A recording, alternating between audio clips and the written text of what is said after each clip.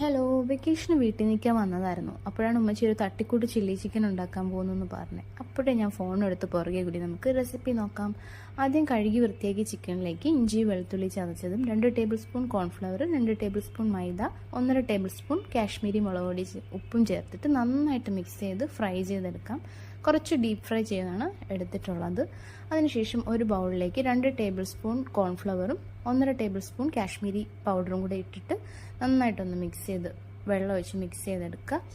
ശേഷം നമ്മൾ നേരത്തെ വറുത്ത് കോരിയ എണ്ണയിലേക്ക് സവാള, ക്യാപ്സിക്കം, ഇഞ്ചി വെളുത്തുള്ളി ചെറുതായി അരിഞ്ഞതും പച്ചമുളകും ചേർത്തിട്ട് നന്നായിട്ട് വഴറ്റിയിട്ട് നേരത്തെ നമ്മൾ മിക്സ് ചെയ്തിട്ടുള്ള മിക്സും ചേർത്ത് കുറച്ച് സോയാ സോസും കുറച്ച് കെച്ചപ്പും കൂടെ ചേർത്തിട്ട് നന്നായിട്ട് മിക്സ് ചെയ്തെടുക്കാം. ലാസ്റ്റ് കുറച്ച് ഒരു 1.5 ടേബിൾ സ്പൂൺ പെപ്പർ പൗഡറും ആഡ് ചെയ്ത് നമ്മൾ വറുത്ത് വെച്ചിട്ടുള്ള ചിക്കനും കൂടെ ചേർത്ത് കഴിഞ്ഞാൽ നമ്മുടെ തട്ടിക്കൂട്ട് ചില്ലി ചിക്കൻ റെഡി ആയിട്ടുണ്ട്. ടേസ്റ്റി ആയിട്ടുള്ളൊരു റെസിപ്പി.